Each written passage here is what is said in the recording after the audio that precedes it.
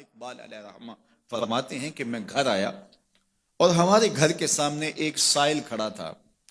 سائل چوں قضائے مبرم ہے، جس طرح قضائے مبرم ہوتی ہے، ٹلتی نہیں ہے، اس طرح وہ ٹلنے والا ہی نہیں تھا. میں نے اس کو لا کہا بابا چلا جا، معاف کر، لیکن وہ ضد کر کے گھر کے دروازے کے اوپر کھڑا تھا. میں لاؤبالی کی عمر تھی تو سکول سے آیا تھا، میرے ہاتھ میں چھوٹی سی چھڑی تھی تو میں نے اس کے کاسے کے اوپر ماری تو وہ کاسا ٹوٹ کے گر گیا اور اس کے اندر جو سارے دن کی ریزگاری جمع کی تھی وہ بھی بکھر گئی.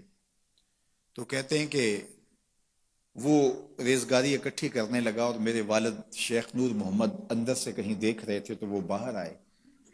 انہوں نے وہ ریزگاری اکٹھی کر کے اس کو دی اور اس کو اور پیسے دیے اور اس سے معذرت کی اور اس کو رخصت کیا اور مجھے بازو سے پکڑ کے اندر لے گئے.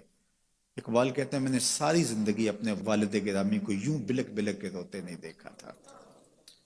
میرے والد نے مجھے بٹھا لیا اور کہنے لگے کہ اقبال، اگر قیامت کے دن رسول اللہ نے پوچھ لیا کہ تیرا بیٹا فقیروں کے کاسے توڑتا تھا تو بتا میں حضور کو جواب کیا دوں گا. تو کہتے ہیں کہ بس وہی لمحہ میری تربیت کا تھا. بلکہ اقبال پھر ساری زندگی کہا کرتے تھے نام تو از پدر آموختم، حضور آپ کا نام، آپ کی محبت میں نے اپنے باپ سے سیکھی. یعنی حضور کا سامنا کیسے کروں گا. اور پھر یہ اقبال کے کلام میں آخر تک یہ چیز آتی ہے کہ کیسے حضور کا سامنا ہوگا. تو غنی از ہر دو عالم من فقیر، روز محشر عذرہائے من پذیر، گر تمی بینی حسابم ناگزیر، از نگاہ مصطفیٰ پنہا بغیر. اقبال بھی پھر آخر میں دعا کرتے ہوئے اللہ کی بارگاہ میں عرض گزار ہوتا ہے، مالک تو غنی ہے، میں تیرا فقیر بندہ ہوں، تو مجھے یوں ہی معاف کر دے، میرا حساب نہ لینا. لیکن اگر میرا حساب لینا بڑا ضروری بھی ہوا تو یہ مہربانی کرنا حضور کے سامنے نہ لینا، میں حضور کو کیا منہ دکھاؤں گا. تو یہ فکر ملی کہاں سے؟ یہ باپ کی تربیت سے ملی، یہ ماں کی آغوش سے ملی.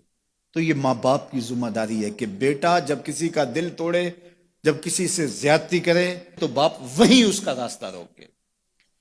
اور ایک فقیر کا لاؤبالی پن کے اندر کاسا توڑ دیا اور باپ نے پھر ایسی تربیت کی کہ اقبال ساری زندگی لوگوں کے دل جوڑتا رہا، ساری زندگی بتاتا رہا کہ انسان کی اصل صورت کیا ہوتی ہے. دل نہیں شاعر کا ہے کیفیتوں کی رستخیز، کیا بتاؤں کہ درون سینہ کیا رکھتا ہوں میں، در غم دیگر بسوزو دیگر آرا ہم بسوز، گفت مت روشن حدیث گر توانی دار ہوش، کہہ گئے ہیں شاعری جزویست از پیغمبری، ہاں سنا دے پڑھ کے ان کو پیغام سروش.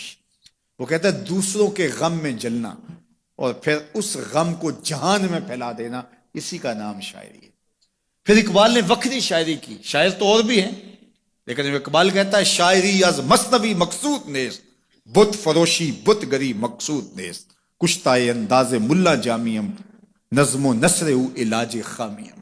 وہ کہتا ہے کہ میں یہ بت نہیں بنا رہا کہ یہ غزلیں تراش کے اور یہ نظمیں تراش کے لوگوں سے داد وصول کرو. بلکہ کسی نے اقبال کو کہا یار کوئی غزل تو سناؤ، تو اقبال رو پڑا، کہا حضور میں اپنے شعروں کی داد قیامت کے دن آپ سے ہی لوں گا. یارا مرا غزل خانے شمردن، یاروں نے تو مجھے غزل خان سمجھ لیا، میرا تو مقصد ہی اور ہے. بلکہ ان شعراء پہ تنقید اقبال نے کی، عشق و مستی کا جنازہ ہے تخیل ان کے اندیشہ تاریخ میں قوموں کے مزار، چشم آدم سے چھپاتے ہیں مقامات بلند، کرتے ہیں روح کو خوابیدہ بدن کو بیدار.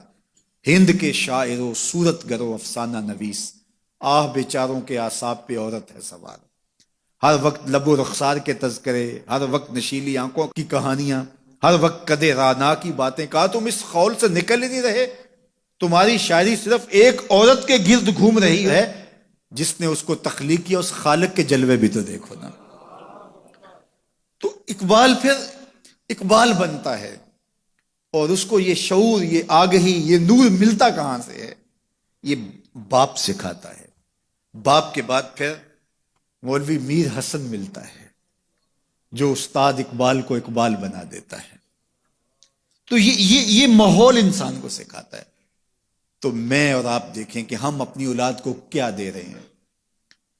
تو کبھی بھی اپنی اولاد کو اس کی اجازت نہ دیں کہ وہ کسی کمزور پر ظلم کرے.